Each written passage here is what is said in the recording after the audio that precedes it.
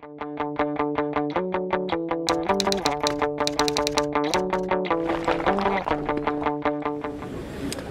fait, la stratégie, c'est d'embarquer la sécurité partout, dans une logique end-to-end qui va du terminal, poste de travail, téléphone, quel que soit le système d'exploitation d'ailleurs, jusqu'au cloud,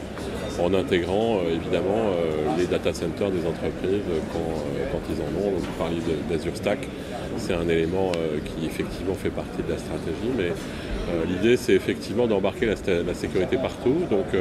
la sécurité c'est un sujet un peu bizarre pour Microsoft en fait, parce que à la fois on en fait depuis très longtemps, mais en fait on a décidé depuis les 3 dernières années d'investir des quantités très significatives, soit en développement direct, soit en rachat d'entreprises. Donc en fait, les 3 dernières années, on dépense à peu près $1 milliard chaque année en sécurité.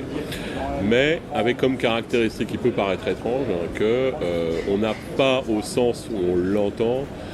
une marque de produits sécurité, on n'a pas un branding quelconque qui permettrait de dire Microsoft c'est ça dans le domaine de la sécurité. Donc en fait, la sécurité est embarquée dans tout ce qu'on fait.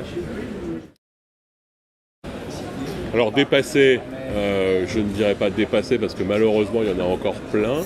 mais c'est clair que notre stratégie est vraiment de les éradiquer complètement. Donc la première étape a consisté à mettre en œuvre dans Windows 10, à travers Windows Hello, le support à la fois de secrets dans le TPM qui est embarqué sur la carte mère de n'importe quel PC, tablette, etc. C'est aussi le support natif de la biométrie, donc la possibilité de s'authentifier à travers un double facteur qui est éventuellement une biométrie plus la possession d'un poste de travail ou d'une tablette. Et d'autre part, le support natif d'un protocole qui pour moi est absolument indispensable, qui s'appelle FIDO, comme les pâtés pour chat, FIDO, qui est un protocole qui est aujourd'hui adopté aussi bien par des gens comme Google, Amazon,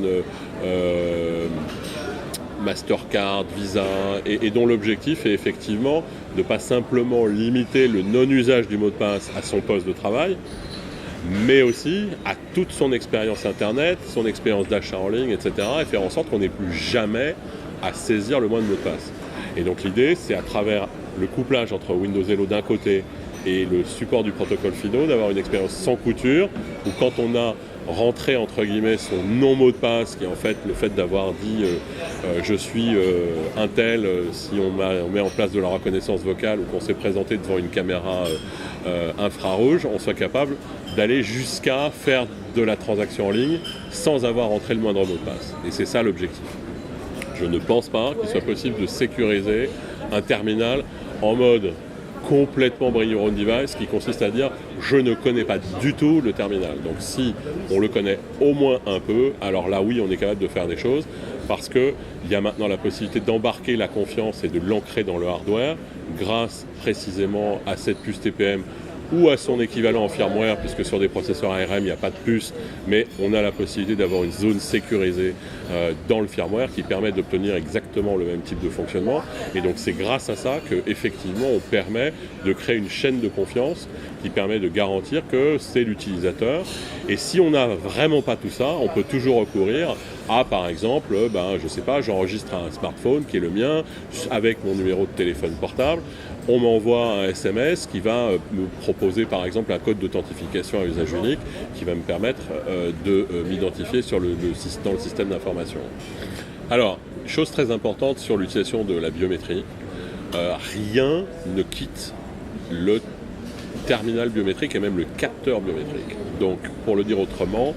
si on a une empreinte digitale, l'empreinte digitale elle est enregistrée dans le capteur, elle ne quitte pas le capteur, et dans tous les cas, si on a par exemple un secret qui est enregistré dans le TPM du PC ou du poste de travail, le secret ne quitte jamais le TPM, et en fait les caractéristiques hardware du TPM sont là pour garantir, un peu comme un HSM, que ça se passe effectivement de cette façon. Donc en fait, sur ce plan-là, il n'y a pas de risque de vol de la biométrie. Ensuite, en ce qui concerne la question des traces, qui est une question, on va dire, très générale et beaucoup plus globale, là, d'une manière générale, il y a en perspective le règlement sur la protection des données personnelles en Europe qui va s'appliquer à tous à partir du 25 mai 2018. Donc de toute façon, c'est la loi et que ça plaise ou pas, il faudra s'y conformer. Par ailleurs, au niveau de l'environnement Windows, quel que soit le terminal concerné, à n'importe quel instant, l'utilisateur peut se connecter sur un portail depuis lequel il peut consulter toutes les traces éventuelles qu'on a laissées sur lui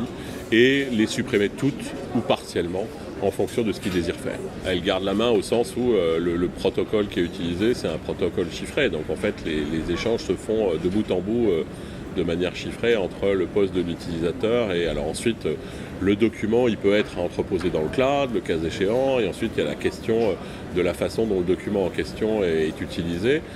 et donc pour répondre à cette difficulté le cas échéant, aujourd'hui ce que l'on peut recommander de faire au niveau des entreprises, c'est de chiffrer leur contenu et d'utiliser éventuellement leurs propres clés. Donc en fait, on a un dispositif qui permet de recourir à des mécanismes de chiffrement où la clé reste dans l'entreprise. Elle réside dans un HSM qui est dans l'entreprise et on a effectivement la possibilité de chiffrer le contenu de cette façon en utilisant les propres clés de chiffrement de l'entreprise. But maybe we can change, we sure can't stay the same, 'cause life's a foolish, foolish game.